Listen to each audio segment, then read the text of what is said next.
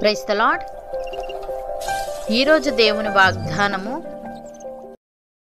నన్ను పంపిన తండ్రి వానిని ఆకర్షించితేనే గాని ఎవడునూ నా యొద్దకు రాలేడు. అంత్యదినమున నేను వానిని లేపుదును. యోహాను సువార్త 6వ అధ్యాయము 45వ వచనము. సహోదరి సహోదరులారా, యేసయ్య శిష్యులతో ఈ మాట పలుకుతున్నాడు. ప్రజలను తన వైపుకు ఆకర్షించే ప్రక్రియలో మరియు వారికి నిత్య జీవితాన్ని ఇచ్చే ప్రక్రియలో తండ్రి అయిన దేవుని పాత్రను ఇక్కడ వివరిస్తున్నాడు. దేవుని తోడు లేకుండా పాపులైన మనుషులకు క్రీస్తు మాటలు అర్థం కావు. ఆయనపై నమ్మకం కలగదు. ఆయన చింతకు రావడం అసాధ్యం. తండ్రి అయిన దేవుని ద్వారా మాత్రమే వ్యక్తులు యేసుక్రీస్తుపై విశ్వాసం ఉంచగలుగుతారు. ఇది దేవుడు తన అనంతమైన జ్ఞానం మరియు సార్వభౌమాధికారంతో తాను రక్షించే వారిని ఎన్నుకొని పిలిచాడని నొక్కి చెబుతుంది. భక్తుడు ఈ విధంగా అంటున్నాడు: మన ప్రభు అయిన యేసుక్రీస్తు యొక్క తండ్రి అగు దేవుడు స్తుతింపబడునుగాక. ఆయన క్రీస్తునందు పరలోక విషయములలో ఆత్మ సంబంధమైన ప్రతి ఆశీర్వాదమును మనకు అనుగ్రహించెను.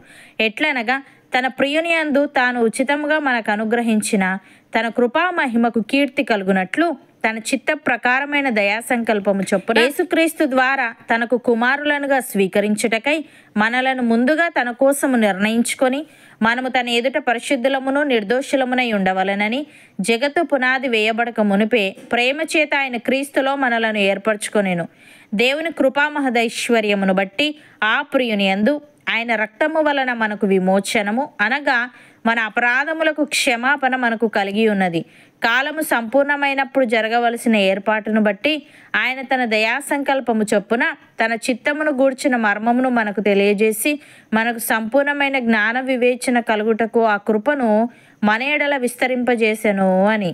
ప్రియులారా, క్రీస్తు మనలోనున్న ఎడల మన శరీరము పాప విషయమై మృతమైనది గాని మన ఆత్మ నీతి విషయమై జీవము కలిగి ఉన్నది.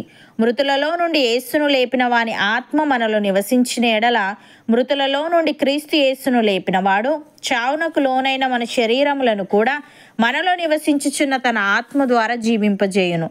కాబట్టి సహోదరులారా, శరీరానుసారముగా ప్రవర్తించుటకు మనము శరీరమునకు రుణస్థులము కాము. మనము శరీరానుసారముగా ప్రవర్తించిన ఎడల చావవలసిన వారమై ఉందుము గాని ఆత్మచేత శారీరక క్రియలను చంపిన ఎడల జీవించెదము. యేసయ్య ఈ విధంగా అంటున్నాడు: క్షయమైన ఆహారము కొరకు కష్టపడకుడి గాని నిత్య జీవము కలుగజేయు అక్షయమైన ఆహారము కొరకే కష్టపడుడి. మనుష్య కుమారుడు దానిని మీకు ఇచ్చును. ఇందుకై తండ్రి అయిన దేవుడు ఆయనకు ముద్ర వేసి ఉన్నాడు అని. ప్రియులారా, మనం యేసును గూర్చి విని ఆయన యందలి సత్యము ఉన్నది ఉన్నట్టుగానే ఆయన యందు ఉపదేశింపబడిన వారమైన ఎడల మనం అలాగూ క్రీస్తును నేర్చుకున్న వారము కాము. కావున మునపటి ప్రవర్తన విషయంలోనైతే మోసకరమైన దురాశ వలన చెడిపోవు మన ప్రాచీన స్వభావమును వదులుకొని మన చిత్తవృత్తి యందు నూతనపరచబడిన వారమై నీతియు యథార్థమైన భక్తియు గలవారమై దేవుని పోలికగా సృష్టింపబడిన నవీన స్వభావమును ధరించుకొనవలెను.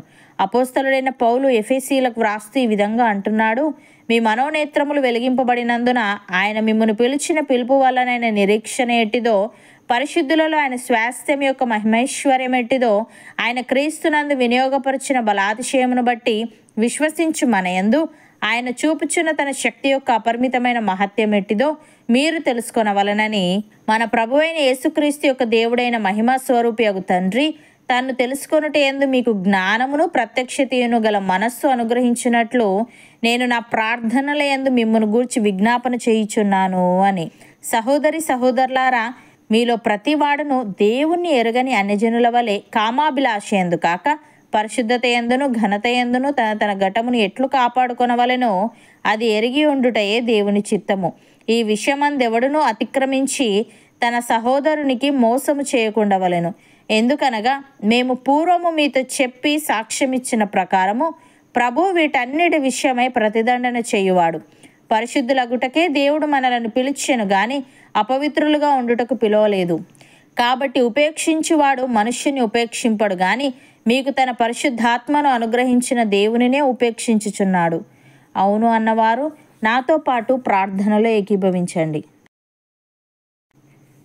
పరిశుద్ధుడా, ప్రేమగల తండ్రి, నీవు ఆకర్షించితేనే గాని ఎవడునూ క్రీస్తు యొద్దకు రాలేడని, నీ తోడు లేకుండా పాపులైన మనుషులకు క్రీస్తు మాటలు అర్థం కావని తెలియజేశావు. తండ్రి, నీకు స్తుతులు. దేవ, నీవు క్రీస్తునందు పరలోక విషయములలో ఆత్మ సంబంధమైన ప్రతి ఆశీర్వాదమును మాకు అనుగ్రహించావు గనుక మేము నీ ఎదుట పరిశుద్ధులమును నిర్దోషులమునై ఉండవలనని జగత్తు పునాది వేయబడక మునుపే ప్రేమ చేత క్రీస్తులో మమ్మల్ని ఏర్పరచుకున్నావు గనుక మేము మా చిత్తవృత్తి అందు నూతన పరచబడిన వారమై నీతియు యథార్థమైన భక్తియు గలవారమై నీ పోలికగా సృష్టించబడిన నవీన స్వభావమును ధరించుకునే వారంగా ఉండుటకు సహాయము దయచేయమని మా మనోనేత్రములు వెలిగింపబడినందున నీవు మమ్మును పిలిచిన పిలుపు వల్లనైన నిరీక్షణ ఎట్టిదో, పరిశుద్ధులలో నీ స్వాస్థ్యం యొక్క మహిమైశ్వర్యం ఎట్టిదో, నీవు క్రీస్తునందు వినియోగపరిచిన బలాతిశయమును బట్టి విశ్వసించు మాయందు నీవు చూపుచున్న నీ శక్తి యొక్క అపరిమితమైన మహత్యం ఎట్టిదో మేము తెలుసుకునే వారంగా ఉండుటకు కృపచూపమని నీ దయా సంకల్పము చొప్పున నీ చిత్తమును గూర్చిన మర్మమును మాకు తెలియజేసి మాకు సంపూర్ణమైన జ్ఞాన వివేచన కలుగుటకు నీ కృపను మా ఎడల విస్తరింపజేయమని యేసుక్రీస్తు నామమున ప్రార్థిస్తున్నాము తండ్రి. ఆమెన్.